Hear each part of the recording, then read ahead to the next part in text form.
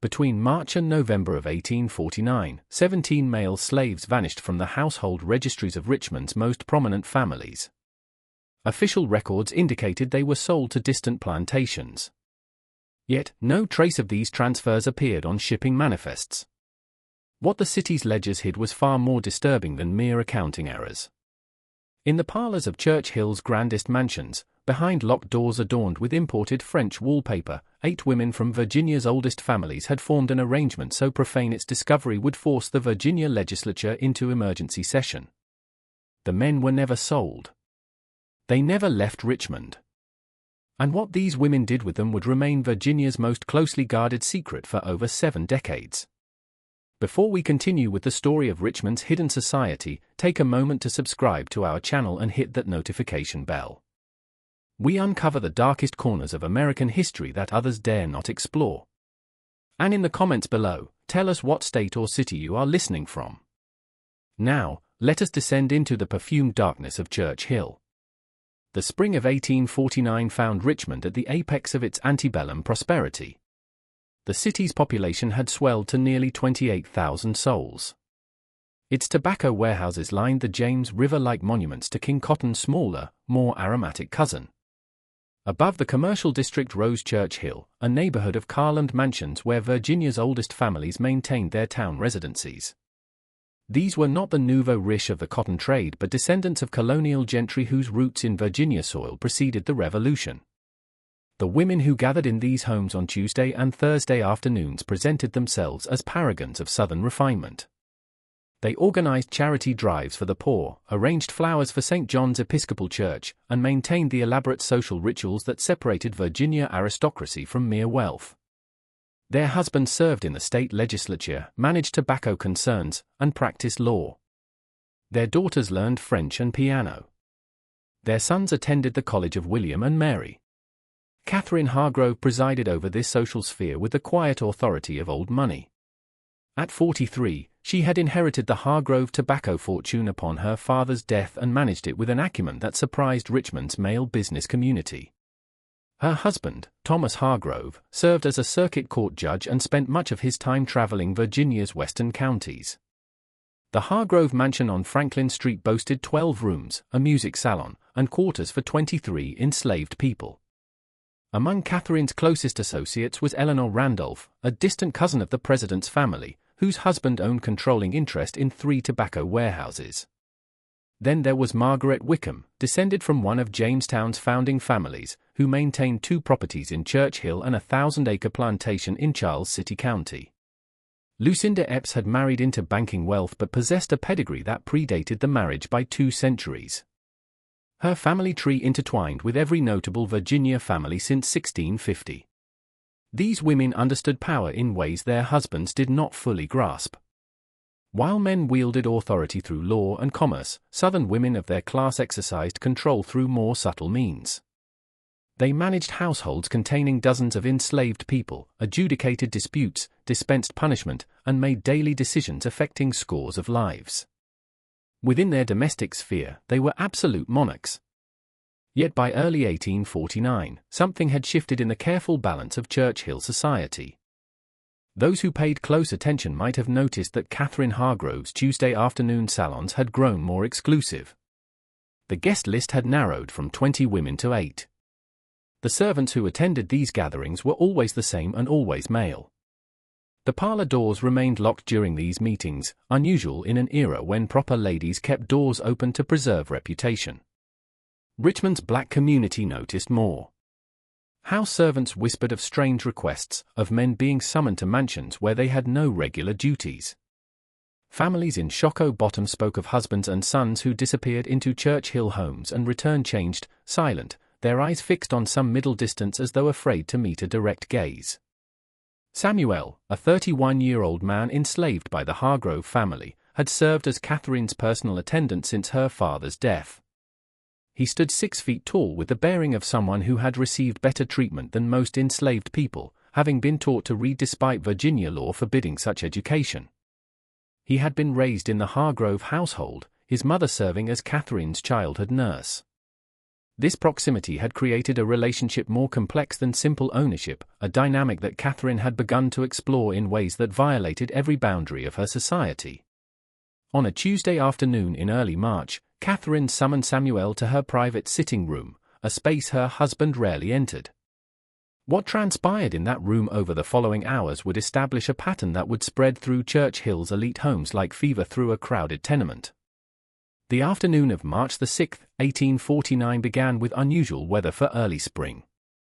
A warm front had pushed up from the Carolinas, bringing temperatures into the low 70s and coating Richmond in humid air more typical of June. In the Hargrove mansion, Catherine had dismissed all servants except Samuel, sending them on errands that would keep them occupied for hours. The window curtains were drawn despite the pleasant weather, and she had locked the door to her sitting room from the inside. What occurred in that room was never recorded in Catherine's meticulous journals, which documented every social call and household expense. But Samuel would later tell his wife, Dinah, who worked in the Randolph household, that Mrs. Hargrove had called him in under the pretense of moving furniture. Instead, she had asked him to sit, an instruction that violated every protocol of their relationship. She had poured him tea, another impossibility in the rigid hierarchy of a slave state. Then she had begun to speak of loneliness, of her husband's constant absences, of the peculiar isolation of a woman married to duty rather than companionship. Her words had started as confession but transformed into something more dangerous. She had touched his hand. She had asked him questions about his thoughts, his desires, treating him for those strange hours as something other than property. And then she had made a request that shattered the fundamental architecture of their world. Samuel left that room 3 hours later with instructions to tell no one, with the certain knowledge that resistance was impossible, and with the understanding that Tuesday afternoons would now follow this new unnatural pattern. Catherine emerged with a flush to her cheeks and a glitter in her eyes that her returning servants attributed to the unseasonable warmth. Within a week, Catherine had confided in Eleanor Randolph during a morning visit. The two women had been friends since childhood. Their families allied through generations of marriages and business dealings. Whatever Catherine revealed in that conversation, Eleanor responded not with horror but with curiosity. She asked questions. She made calculations. She wondered aloud whether her own household might accommodate similar arrangements.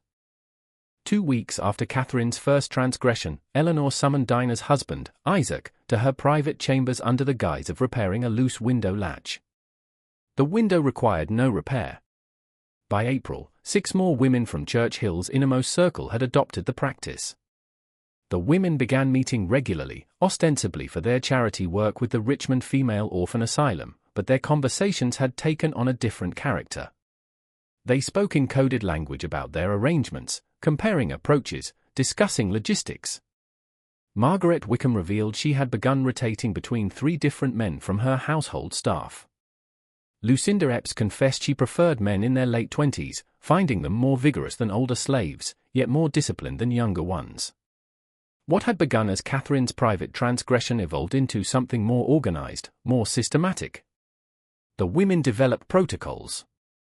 They shared their enslaved men between households, creating a rotating schedule that spread the risk of discovery.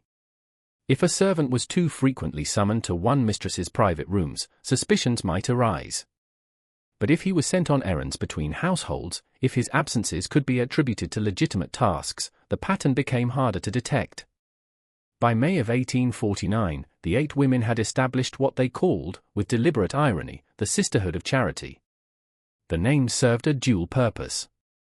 It reflected their official cover story of charitable works while mocking the very concept of Christian virtue they claimed to embody. They met every Tuesday and Thursday afternoon, rotating between their various homes. The meetings began with actual charitable business, letters written to the orphan asylum or plans made for church social events, creating documentation of legitimate activity. But once this facade was established, the real purpose of their gatherings commenced. The women had developed a system of such elaborate secrecy that it would have impressed Richmond's military planners. Each woman kept 2 sets of household ledgers, one for her husband's inspection showing conventional expenses and activities, another hidden ledger tracking the true schedule of their arrangements. They employed trusted female house slaves as lookouts, positioning them at strategic points to watch for unexpected returns of husbands or surprise visitors. They developed hand signals and coded phrases. "We will need additional linen." Mentor meeting was confirmed. "The roses require attention" indicated a cancellation due to risk. The men they summoned had no choice in their participation. Samuel, Isaac, and the others existed in a state of profound psychological torment. They were being used in ways that violated them as thoroughly as any violence. Yet they could not resist without inviting punishment or sale. Some had wives, children, families who would suffer if they refused or revealed what was happening. They were trapped in a nightmare of their mistress's creation, forced to participate in their own exploitation while maintaining absolute silence. As spring surrendered to summer, the arrangement began to show cracks in its carefully constructed facade. The first sign came from an unexpected direction: the enslaved women of Church Hill. Dinah had watched her husband transform over those months. Isaac had always been strong, proud despite his bondage, a man who maintained his dignity through small resistances and quiet refusals. But after Eleanor Randolph began summoning him to her private rooms, something inside him had shattered. He stopped meeting Dinah's eyes, he flinched when she touched him. At night, he lay rigid beside her, and she could hear his breathing catch as though he were swallowing screams. She was not alone in noticing these changes. In the kitchens and laundry rooms of Church Hill, enslaved women gathered information like soldiers on reconnaissance. They compared notes about which men were being summoned, how often, under what pretenses. They noticed that these men were always the youngest, strongest, most handsome. They noticed their mistresses' flushed faces after these private meetings, the particular satisfaction in their expressions. The women understood what was happening long before any white person in Richmond suspected, and they faced an impossible choice: expose the abuse and risk their families being torn apart through sale and punishment, or remain silent and watch their husbands, brothers, and sons be used in ways that degraded everyone involved. Rachel, enslaved by Margaret Wickham, decided to act. She was 53 years old, had raised Margaret from infancy, and wielded the peculiar authority sometimes granted to enslaved women who had nursed their owners as babies. In early June, she confronted Margaret directly, choosing a moment when the two were alone in the breakfast room. "Miss Margaret," Rachel said, her voice steady despite the enormous risk she was taking. "I need to speak plain with you about what has been happening in this house." Margaret set down her teacup with deliberate care. "You forget yourself, Rachel." "No, I am remembering myself. Remembering that I raised you, that I have been loyal to this family for 37 years. And I am telling you that what you and those other ladies are doing, it is going to bring ruin down on all our heads." The silence that followed stretched for nearly a minute. Margaret's face had gone pale, then flushed deep red. When she finally spoke, her voice shook with fury and fear. "You will never speak of this again to anyone. Do you understand me?" "I understand that sin finds its way to light, no matter how deep you bury it," Rachel replied. "I understand that you cannot do this to these men without it corrupting everything it touches." Margaret stood abruptly, her chair scraping against the hardwood floor. "Get out. And if you value your daughter's safety, you will never mention this subject again." The threat was explicit. Rachel's daughter, just 14 years old, worked in the Wickham kitchen. Margaret was reminding Rachel of how easily that daughter could be sold south, sent to the cotton fields where life expectancy rarely exceeded 10 years. Rachel left the breakfast room with her head high. But Margaret's warning accomplished its purpose. Rachel would not speak of it again, at least not to anyone white. But she did speak to the other women, and together they began to strategize. If they could not stop the abuse directly, perhaps they could create enough disruption to make it too dangerous to continue. Small acts of sabotage began to plague the 8 households. Linens disappeared. Meals were oversalted. Messages went undelivered. Nothing so dramatic as to warrant severe punishment, but enough to create friction, to make the smooth operation of these households less reliable. The sisterhood noticed, but misinterpreted these disruptions. They believed their enslaved workers were simply becoming lazy, growing too comfortable in their positions. This interpretation led them to increased discipline, which only deepened the resentment and expanded the careful campaign of resistance. By July, a different threat had emerged from an unexpected direction. Thomas Hargrove, Catherine's husband, had returned early from his circuit court travels due to a case being postponed. He arrived home on a Tuesday afternoon, precisely when Catherine's salon was in session. The front door was locked from inside, highly unusual for a social gathering. He could hear women's voices in the parlor, but also something else, sounds that did not align with charitable committee work. Thomas entered through the kitchen entrance, startling the servants, who had been given strict instructions to admit no one during these meetings. Before they could warn their mistress, he had walked through the house and reached the parlor door. It was locked. From inside came the murmur of female conversation punctuated by something else, a deeper voice, definitely male. "Catherine," he called, knocking firmly. "Open this door." The conversation stopped abruptly. There followed perhaps 30 seconds of silence, then footsteps, the sound of the key turning. Catherine opened the door with her face composed in perfect calm, though Thomas noticed a slight disarray to her hair and a brightness to her eyes that suggested agitation. "Thomas, you are home early. How unexpected." Her tone was light, but he caught the edge of anxiety beneath it. He looked past her into the parlor. 5 other women were present, all from the highest echelons of Richmond society, and standing by the window, looking distinctly uncomfortable, was Samuel. There was no apparent reason for a male slave to be present during a ladies' charitable meeting. "What is he doing here?" Thomas asked, his gaze fixed on Samuel. "He was moving a desk for us," Catherine replied smoothly. "The afternoon light had shifted and we needed to rearrange the furniture. Samuel was just leaving." It was a plausible explanation, yet something about the scene troubled Thomas. The women's faces showed not the relaxed comfort of social visiting, but a tension he could not quite identify. Samuel's expression was carefully blank, but his posture suggested shame rather than the neutral demeanor expected from a servant completing a simple task. Thomas let it pass with a nod, but over the following days he found himself watching his wife more carefully. He noticed patterns he had previously overlooked. The locked doors, the specific servants present during her salons, her insistence on absolute privacy during these gatherings. He said nothing, but his attention had been awakened, and once awakened, it would prove difficult to deceive. The summer heat had descended on Richmond with oppressive weight by late July, turning the city into a slow-cooking pot of humidity and tension. The 8 women of the sisterhood grew bolder even as warning signs multiplied around them.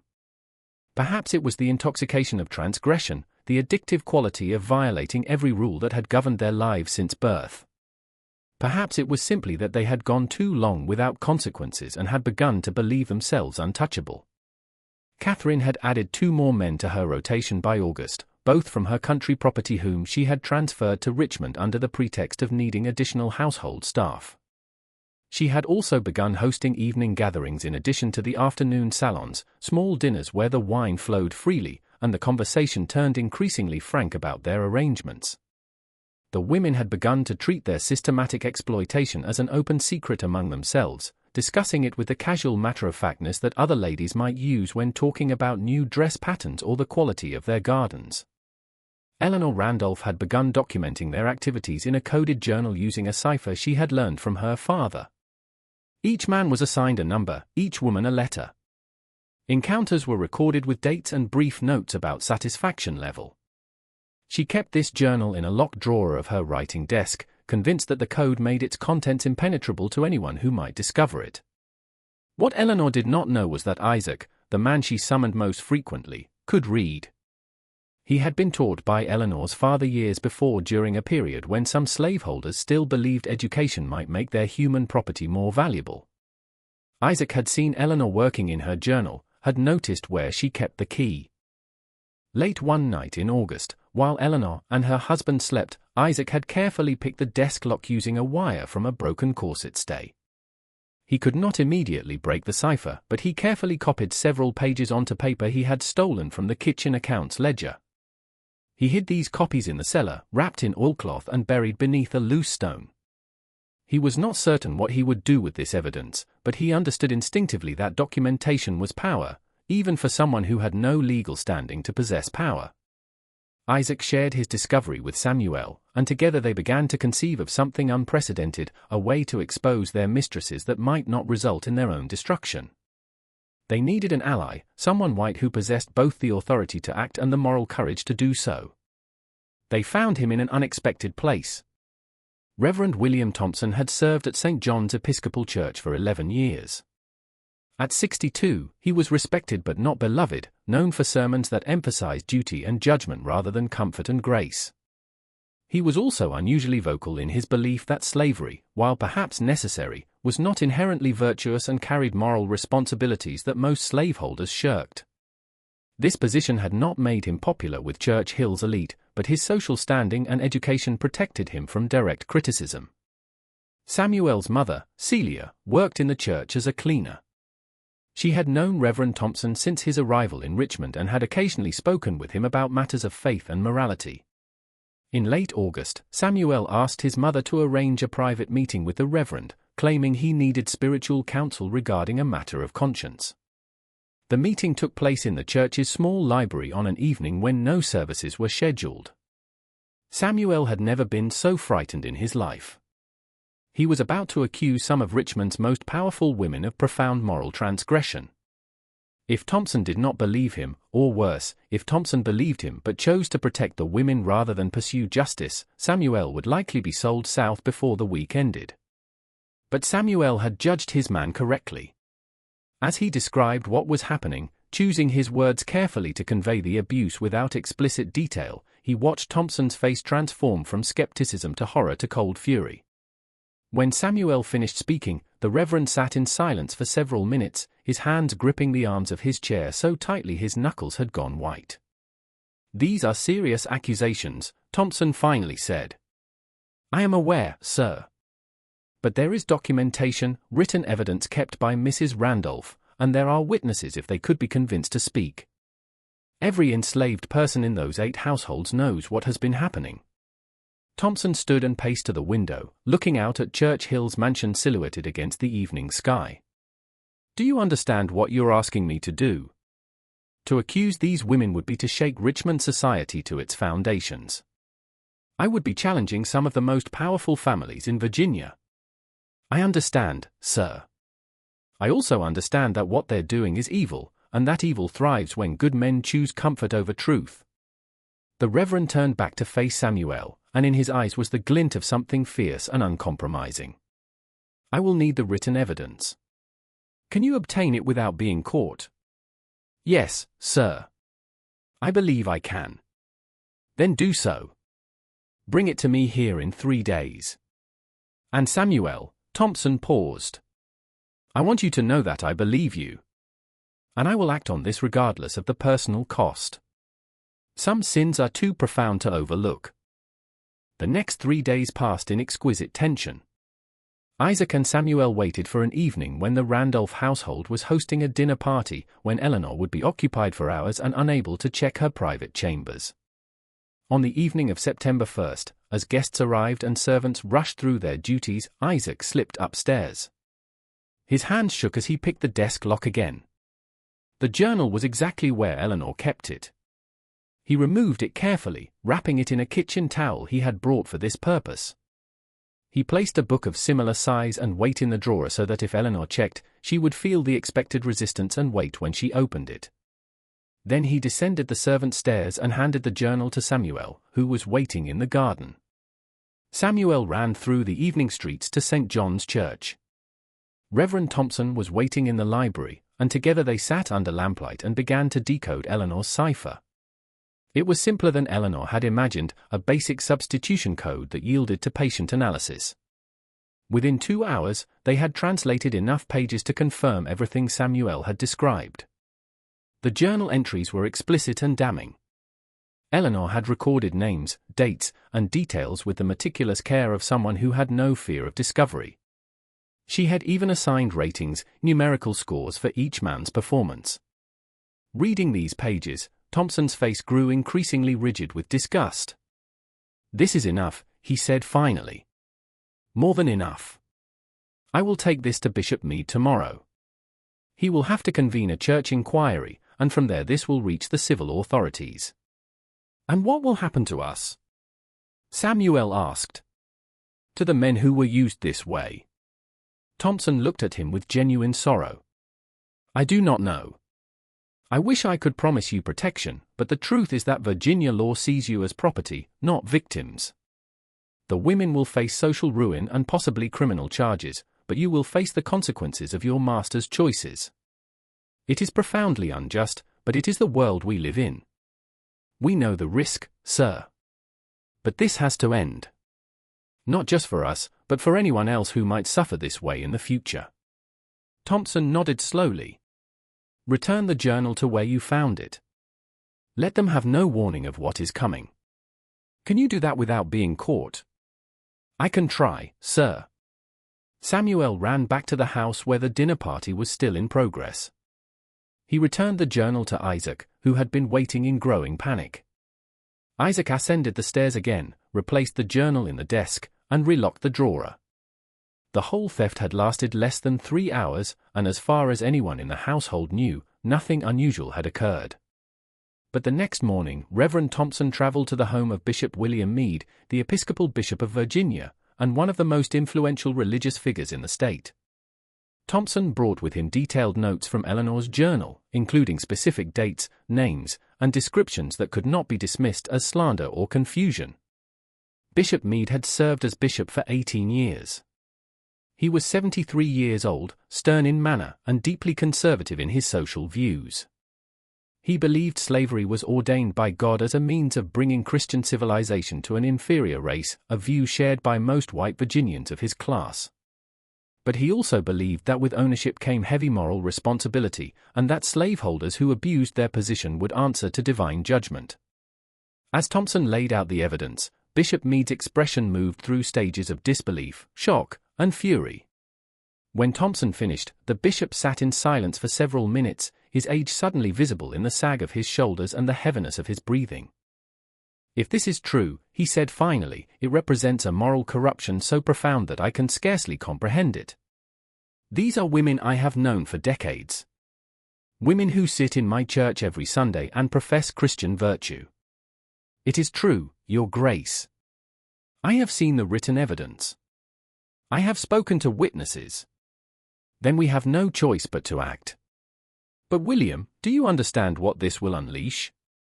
This is not simply a matter of individual sin. This will expose rot at the heart of Richmond's social order.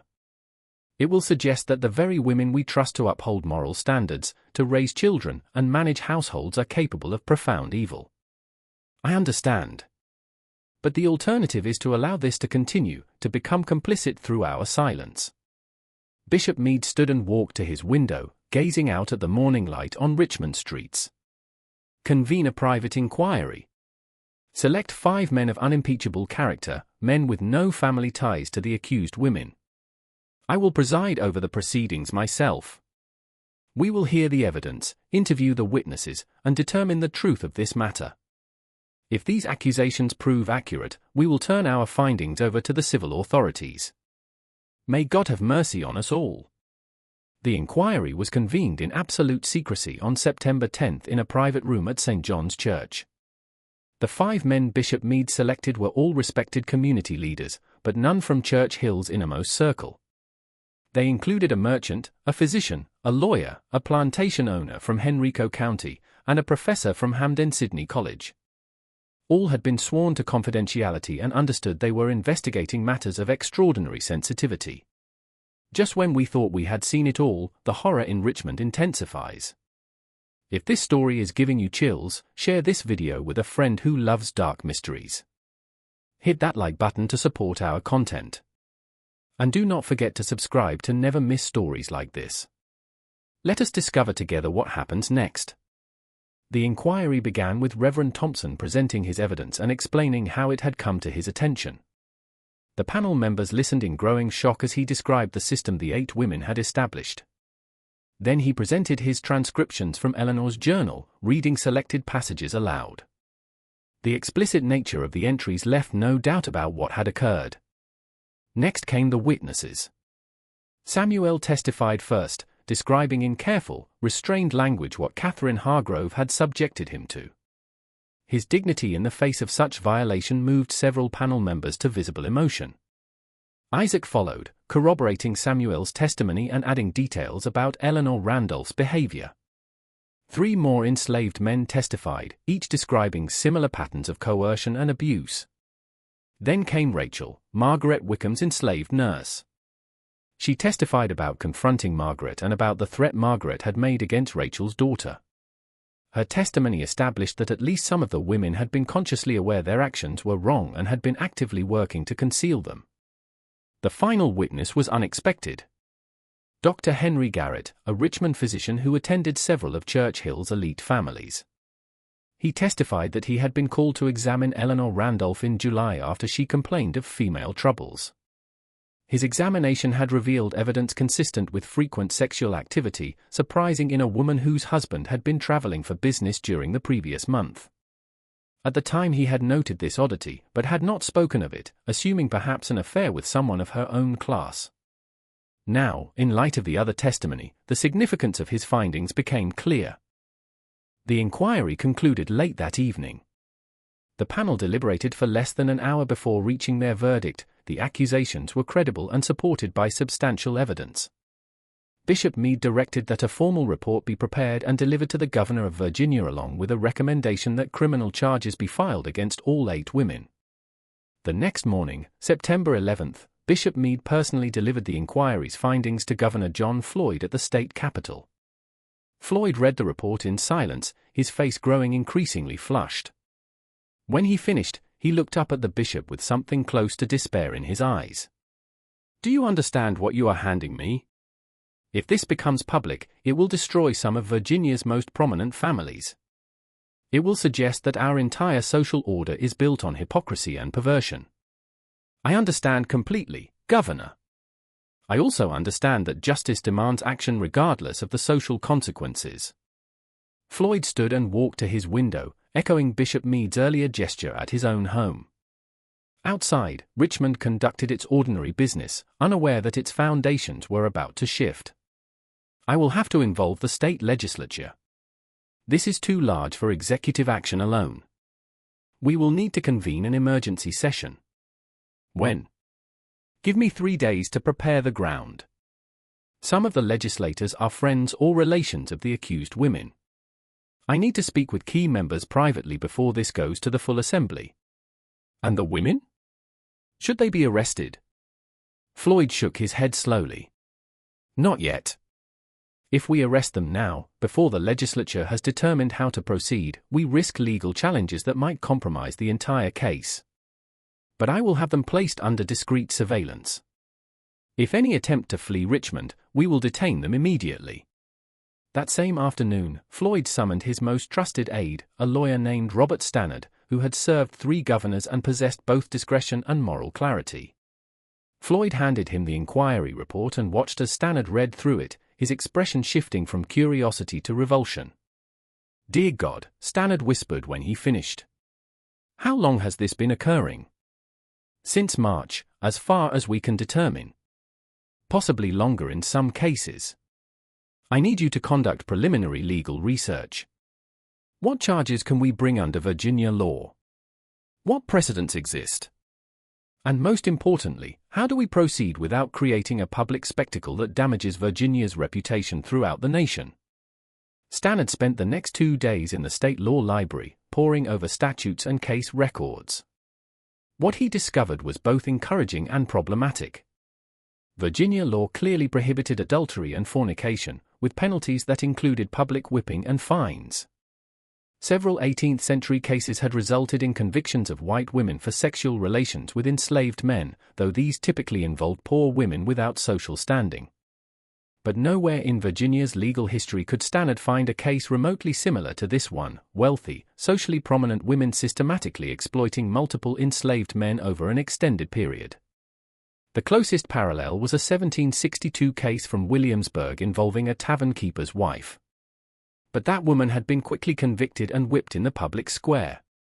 Applying the same punishment to women from Virginia's oldest family seemed both legally appropriate and politically impossible. Stannard reported his findings to Floyd on the evening of September 13. The law is clear on the criminality of their actions, he explained. But enforcing that law in this case presents extraordinary challenges. These women have powerful family connections throughout Virginia. Several legislators are their cousins or brothers-in-law. If we pursue standard legal proceedings, we'll face challenges at every stage. What do you recommend? An extraordinary measure. Convene the legislature in emergency session. Present them with the evidence and let them determine how to proceed. This removes the decision from your office and spreads the responsibility across the entire General Assembly. Whatever they decide will carry the weight of collective judgment rather than executive fiat. Floyd nodded slowly. And if they choose to protect these women, if family loyalty outweighs justice, then we will have learned something terrible about Virginia's moral character. But I don't believe that will happen. The evidence is too damning, and the men who sit in that chamber still believe, however imperfectly, in principles of honor and law. Over the next 2 days, Governor Floyd conducted a series of private meetings with legislative leaders. He met first with Speaker of the House James Barber, a man known for uncompromising integrity despite his own slaveholding interests. Barber read the inquiry report in Floyd's office, his face darkening with each page. "This is an abomination," Barber said when he finished. "These women have violated every principle of Christian civilization. They have degraded themselves, corrupted their households, and brought shame upon Virginia. Will you support an emergency session?" "I will. And I will support whatever punishment the Assembly deems appropriate, regardless of who these women's families are." Floyd met next with key senators, with committee chairmen, with the leaders of various legislative factions. The response was universally shocked, though some expressed more concern about scandal than about justice. Senator William Rives, whose wife was distantly related to Eleanor Randolph, argued vehemently for handling the matter quietly, perhaps through civil proceedings that would avoid public exposure. If this becomes known, Rives insisted, it will provide ammunition for every abolitionist newspaper in the North. They will use this to argue that slavery corrupts everyone it touches, that Southern society is morally bankrupt. We must consider Virginia's reputation. Floyd's response was sharp. Virginia's reputation is not built on concealing evil, Senator. It is built on addressing evil when we discover it. Would you have us protect these women simply because their exposure might prove inconvenient? By the evening of September 13, Floyd had secured enough support to convene the emergency session. He drafted the official summons, citing matters of urgent moral and legal concern requiring immediate legislative attention. The session would convene the following morning at 9 o'clock, and attendance was mandatory for all members of both houses. Meanwhile, in Church Hill, the 8 women had begun to sense that something was terribly wrong. Catherine Hargrove noticed strange men watching her house, men who made no effort to approach, but who seemed to be documenting everyone who entered or left. When she sent Samuel to inquire at the market about household supplies, he returned with news that similar men were positioned near the other women's homes. Catherine immediately called an emergency meeting of the sisterhood, sending coded messages through her most trusted servants. The women gathered at Margaret Wickham's house that evening, their usual confidence replaced by nervous energy. "We're being watched," Catherine announced without preamble. "All of us. Someone knows." Eleanor Randolph went pale. "That's impossible. We've been so careful. No one outside our group knows about our arrangement." "Someone knows. The question is who, and what they plan to do with that knowledge." Lucinda Epps stood abruptly, her hands trembling. "We should leave Richmond tonight. Before whatever is coming actually arrives." "And go where?" Margaret demanded. "If we flee, we confirm guilt. We must stay and present a united front. Whatever accusations are made, we deny them absolutely. It's our word against the word of slaves, and Virginia law is clear about whose testimony matters." Catherine was not so sure. Virginia law is also clear about adultery. If someone has actual evidence, not just testimony, our social standing may not protect us. What evidence could they possibly have? Eleanor asked. We've left no written records, no documentation of any kind. Even as she said it, she felt a cold sensation in her stomach, a sudden doubt about the security of her coded journal. The women debated through the evening, but they reached no consensus. Some wanted to flee, others to stay and fight, still others to seek help from their powerful family connections. They parted near midnight with a plan to reconvene the following day, unaware that by then their fates would already be sealed. On September 14, the emergency legislative session convened behind closed doors. Only members of the General Assembly were permitted to attend. No press or public observers. Governor Floyd took his position at the front of the chamber and waited for silence. When he finally spoke, his voice carried the weight of profound regret. Gentlemen, I have called you here today to address a matter of such grave moral import that I can scarcely find words adequate to its description. What I am about to present will shock you. It will offend your sensibilities and challenge your understanding of the society we have built here in Virginia. But I ask you to listen with open minds and to remember that justice, however painful, must be our guiding principle. He then presented the inquiry report, reading selected portions aloud and distributing copies to key legislators. The chamber fell into stunned silence as the full scope of the scandal became clear. When Floyd finished, he opened the floor for questions and debate. Senator Thomas Ritchie, a man of 72 years who had known some of the accused women since their childhoods, rose first. His voice shook with emotion.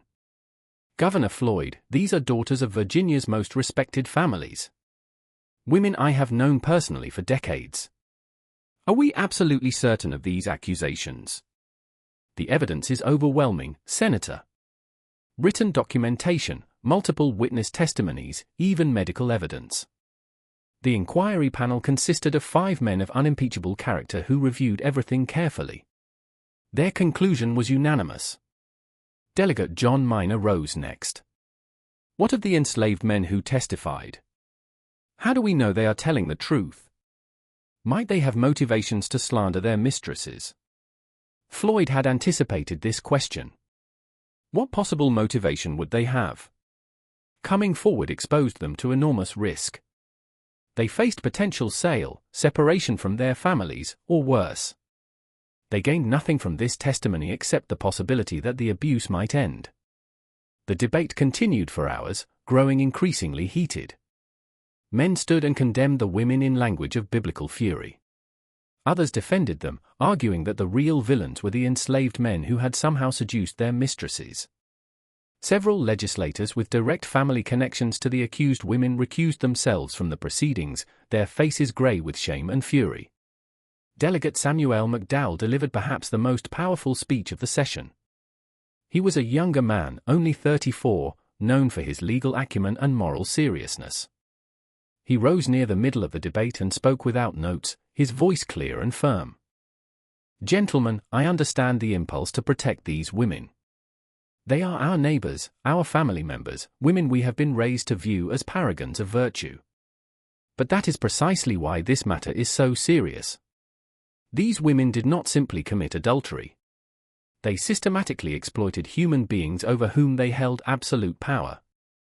They used the institution of slavery itself as a mechanism for their own gratification, violating both the laws of God and the laws of Virginia. Some here have suggested that the enslaved men somehow seduced these women.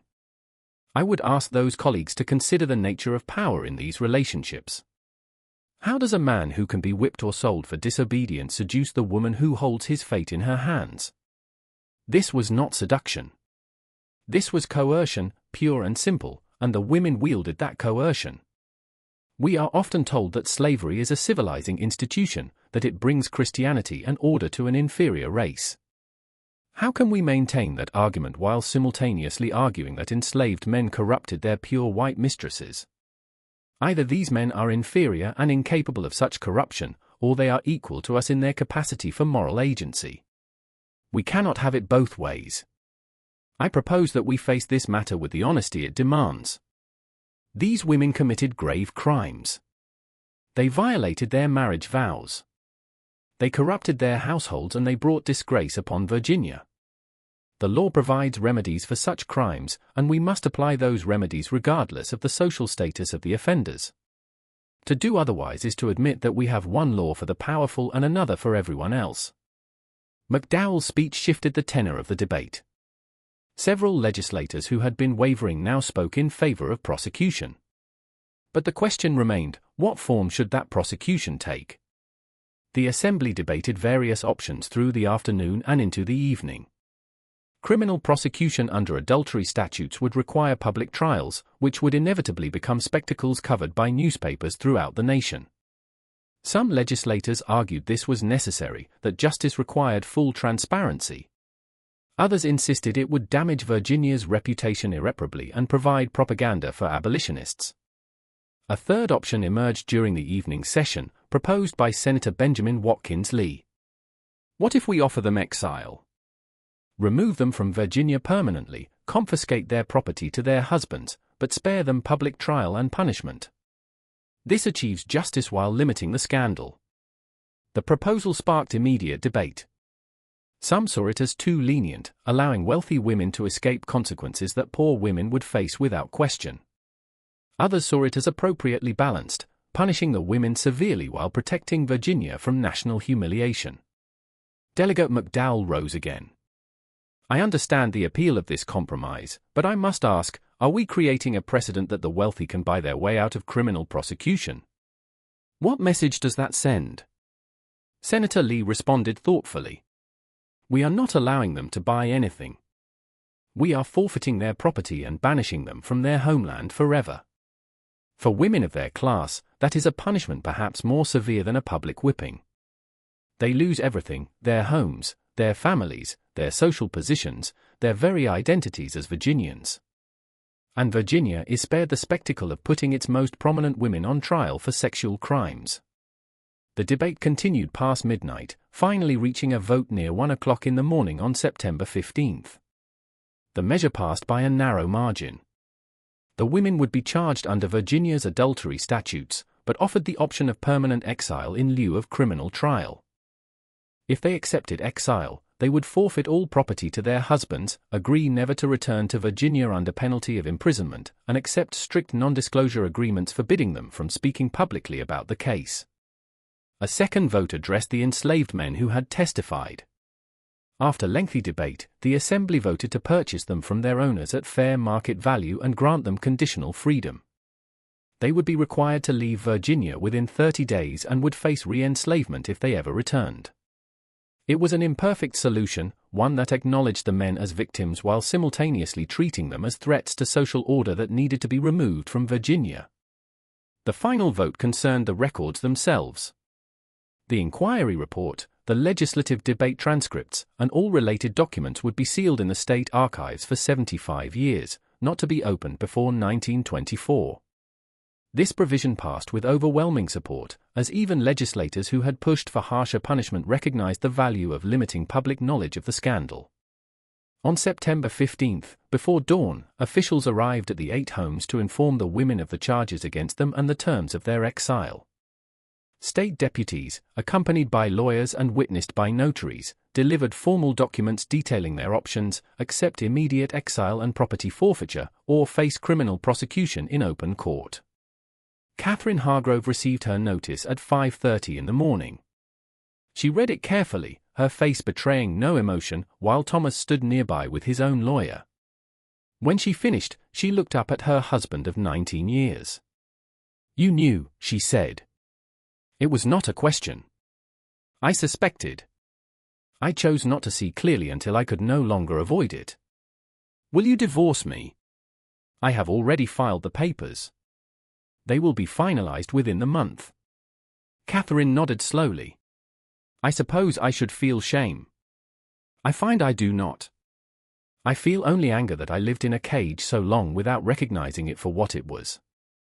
"You violated everything we claim to hold sacred," Thomas replied, his voice tight with controlled fury. "You took men who had no choice, no power to refuse you, and you used them for your own gratification. Do not dress that up as some kind of rebellion against injustice. And yet you see no injustice in the system that gave me absolute power over them in the first place. You see no problem with a society that treats human beings as property, but then expresses shock when that property is used in ways you find distasteful. Thomas had no answer for that.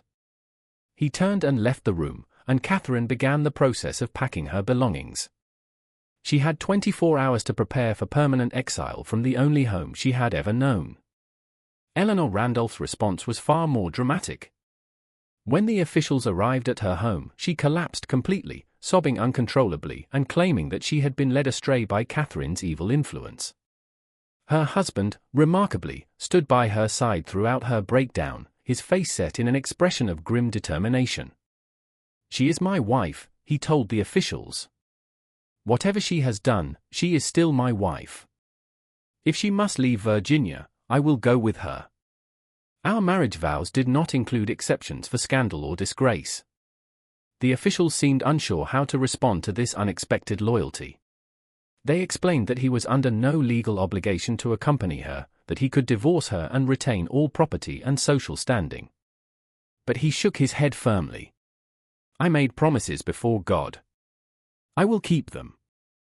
Margaret Wickham became furiously indignant, insisting that as a white woman of impeccable lineage, she could not possibly be guilty of such charges. "This is a conspiracy by Northern abolitionists," she declared to the bemused officials. "They have coerced our slaves into giving false testimony to damage Virginia's reputation. I will not dignify these accusations by accepting their terms." "Then you will face trial, Mrs. Wickham," the lead official replied calmly. "The evidence against you is substantial. I would strongly advise accepting exile." Margaret's defiance lasted approximately 2 hours, until her family lawyer arrived and explained in stark terms what a public trial would entail. The testimony would be explicit and damning. Her family name would be dragged through every newspaper in America. Her children and grandchildren would bear the stain of her scandal. By noon, she had signed the documents accepting exile. Lucinda Epps simply went silent, retreating into a catatonic state from which her family could not rouse her. A physician was called who diagnosed a complete nervous collapse. She would eventually recover enough to travel, but would never speak coherently about the events of September 1849. Her husband divorced her quietly, and she was sent to live with distant relatives in Pennsylvania, who agreed to take her on condition that she never be left alone with male servants. Over the following week, the 8 women departed Richmond at various times and by various routes. Catherine Hargrove left first on the evening of September 16. She traveled by hired carriage to Norfolk, where she boarded a steamship to New Orleans. She carried 2 trunks of clothing, a small box of jewelry that was legally her own rather than her husband's, and $300 in cash. Everything else she had owned now belonged to Thomas. As her carriage rolled through Richmond's darkened streets, she looked back once at the city of her birth. Church Hill's mansions were silhouetted against the night sky, their windows lit with lamplight, families gathering for evening meals in rooms where she would never be welcome again. She felt no tears, no regret, only a cold clarity about what her life had been and what it might become. Eleanor Randolph and her loyal husband departed 3 days later, traveling north to Philadelphia. Before leaving, Eleanor asked to see Isaac one final time. The officials denied this request, explaining that she was forbidden from any contact with the men who had been involved. She wept at this denial, crying that she wanted to apologize, to explain that she had never meant to hurt anyone. Her husband gently but firmly led her to their carriage. Margaret Wickham left for Baltimore with her eldest daughter, who had volunteered to accompany her into exile, despite the damage it might do to her own marriage prospects. The other women departed in similar fashion, some alone, some with family members who chose loyalty over reputation. By September 23, all 8 had left Virginia, and Church Hill Society began the painful process of erasing them from its collective memory. Meanwhile, Samuel, Isaac, and the other men who had testified received their papers of conditional freedom on September 20. The document was brief, printed on official state stationery and signed by Governor Floyd himself.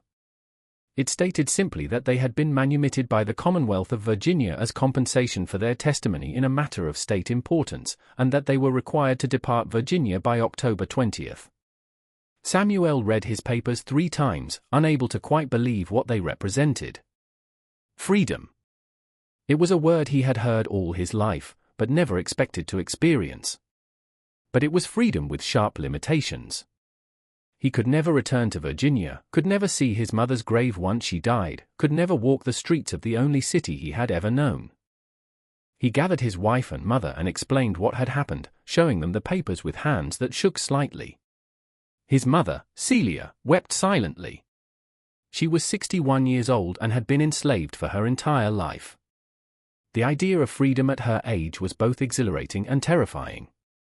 "Where will we go?" his wife asked. "North. Philadelphia, maybe. Somewhere with a large community of free black people where we might find work and build a life." "And what do we tell people? How do we explain how we got free?" Samuel looked at his freedom papers again. "We tell them the truth, that we testified in a legal matter and Virginia chose to free us. We don't need to explain what we testified about." Before leaving Richmond, Samuel returned to St. John's Church one final time. He found Reverend Thompson in the small library where they had first met, where Samuel had taken the enormous risk of accusing some of Richmond's most powerful women. "I came to thank you, sir," Samuel said. "For believing me. For acting when you could have chosen to look away." Thompson stood and gripped Samuel's hand tightly. "I am sorry I could not do more. I am sorry Virginia's laws could not offer you real justice, only this half measure of freedom with exile attached. It's more than I had any right to expect. It's more than most enslaved people will ever see. You gave me something I never thought I would have. What will you do in Philadelphia? Find work. Build a life. Try to forget what happened in that house on Franklin Street." Thompson nodded slowly. "I hope you can forget. But I also hope that someday, when slavery is finally ended, people will remember what you endured. Not for vengeance, but for understanding. So that future generations might grasp how completely this system corrupted everyone it touched." Samuel left Richmond on October 3rd, traveling by hired wagon with his wife and mother. They reached Philadelphia 11 days later, arriving with almost no money and no connections in the city. But Samuel was skilled as a carpenter, and he found work within a week. He rented a small house in the district where free black people were concentrated, and slowly, painfully, he began to build a new life.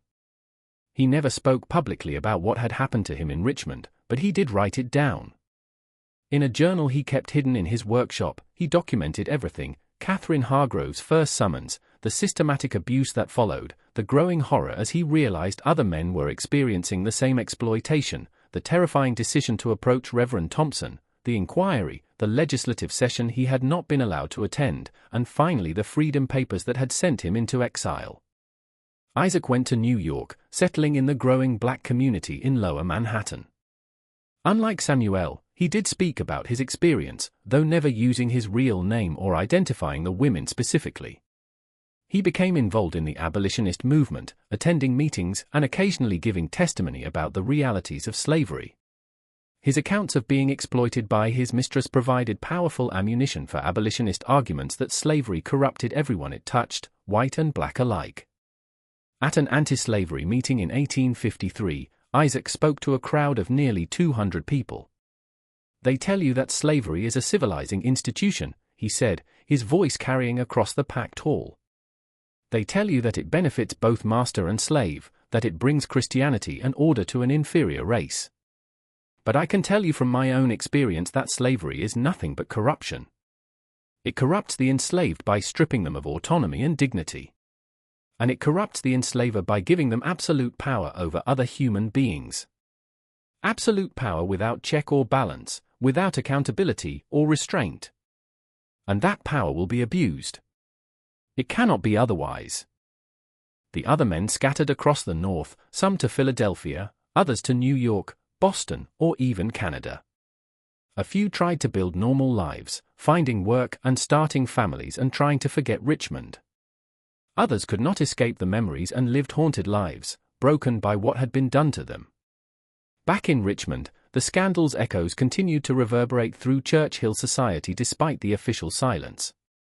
The 8 families whose women had been exiled found themselves socially isolated, invited to fewer gatherings, excluded from committees and boards where they had once been central figures. Some of the families left Richmond entirely, moving to other cities where their names carried less baggage. The enslaved people who had witnessed the scandal but had not testified lived in a strange limbo. They knew what had happened, had seen things that violated every stated principle of the society they lived in, but they were forbidden from speaking about it.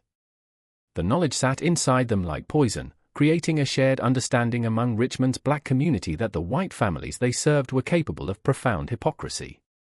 Rachel, Margaret Wickham's former nurse, chose to remain in Richmond despite her newfound freedom. At 73, she was too old to start over in a new place, too tired to begin again. She lived with her daughter in a small house in Shockoe Bottom, surviving on the small amount of money Margaret had been allowed to give her before leaving Virginia.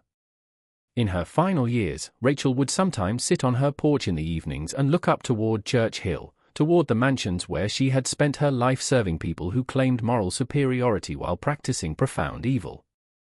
She never spoke publicly about what she had witnessed, but she made certain her daughter and granddaughters knew the truth. "Don't ever let them tell you they're better than us," she would say. "Don't ever believe that white skin or fine houses make people good. I've seen what they really are when nobody's watching." She died in 1860, just months before the Civil War would begin to tear apart the society she had known. She was buried in Richmond's African burying ground.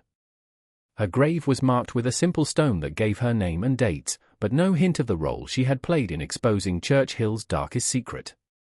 The official records of the incident remain sealed in the Virginia State Archives exactly as the legislature had mandated. The vault that contained them was opened periodically for routine maintenance, but the documents inside remained untouched. Even the archivists who maintained the collection did not know what the sealed files contained, only that they were not to be opened before 1924.